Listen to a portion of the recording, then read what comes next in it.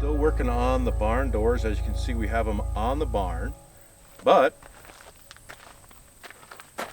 they aren't very stable right now.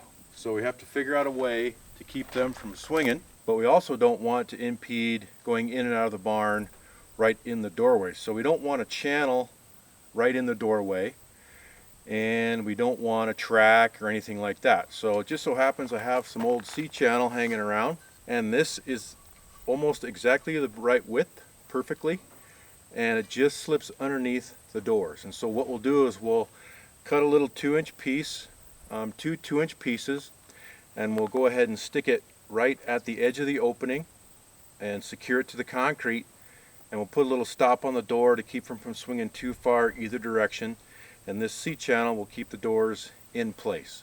We'll also put a mutton bar in between the two doors to close up that gap that's in between the two doors, because remember we use rough sawn pine, so I can get that circular sawn, rough sawn appearance.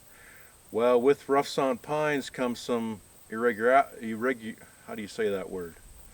They're not very uniform or straight on the edges, we'll put it that way. You know, they're a little wavy, and so they don't come together very well. So what we'll do is we'll just put a mutton bar in the center to close that gap up.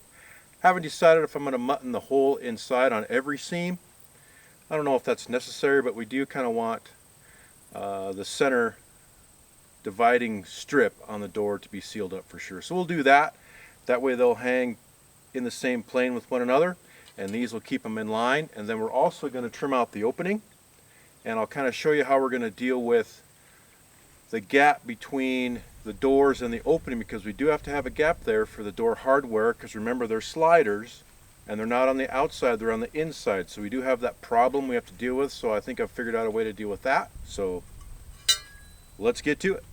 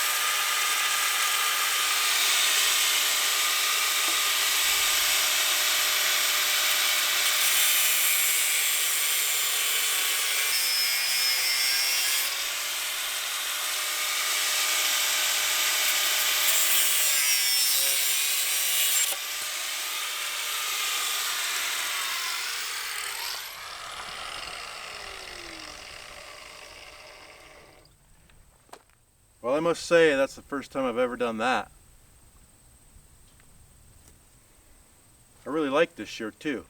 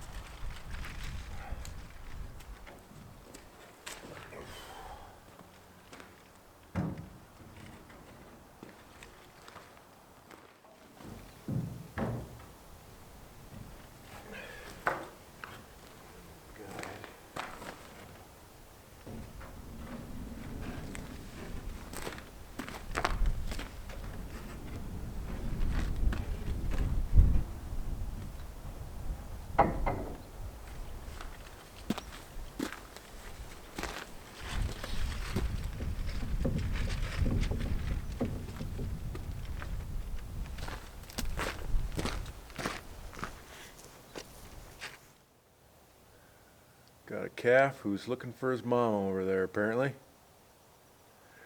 Well, everybody, welcome back. Say, listen, I know it's been a while since I put a video out, and I've really been trying to get to the barn doors to finish them up, but man, I tell you what, it's been a struggle. It's been raining quite a bit.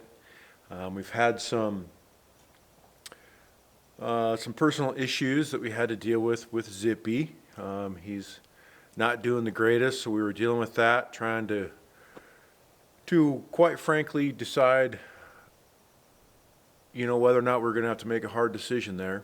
And I'm glad to say that, as you saw in the beginning of the video, he's still with us, and he will be. So he's going to live out his life here. He's an older horse, and he's got some issues, and a little bit severe, but I think we can all live with them and work it out. So we're dealing with that, and the weather's just been crazy. Rain, you know, I can't seem to get out here. It's either rain or it's 1,000 degrees, or I'm working too much or something. So in any event, not a lot of progress in this video, but I did want to get this out tonight just to check in with you guys, let you know that, you know, we're still around, we're still working on stuff. And some of you may be new because we did get a little mention from Nathan over at Out of the Woods, and I really appreciate that, Nathan, for giving my channel a mention. He's building a timber frame project, and we've been kind of going back and forth, giving him some tips here and there on how to cut the joints and so forth. So some of you may be new subscribers from his channel, and I just want to say welcome along, and give a big thank you to Nathan again for mentioning us, and that was pretty nice. And also with Jim from the Tradesman's channel, he gave both of us a shout out, and both Jim and I are helping him out with his timber frame build, or at least giving him some tips. He's cutting the first joints, I think, tonight, so we'll see how he does. It's always a little nerve-wracking when you cut that first timber, but you know, Nathan's in a unique position, and Jim both, that, you know, if they screw up a beam, they can just cut another one, and I didn't have that luxury, so I was really nervous when I started cutting mine. But in any event, those of you that are just tuning in from watching his channel, welcome along, and this is my journey. So not a ton of progress on the barn doors this time, but we did get the guides mounted to the concrete, and I kind of figured out how we're going to do the trim. Next time we'll get the door trim figured out, and we'll get the door sweeps in to make sure we get them all sealed up, and then we can get to installing the wood stove in the barn and figuring out the chimney for the forge. I'm having a tough time exactly what to do on that. I really don't want to go through the steel roof very bad because it's up there a long ways, and I just don't want to do a steel roof penetration. So I'm trying to figure out a way to do that. Tim over at the Forge Works on Instagram was giving me some pointers.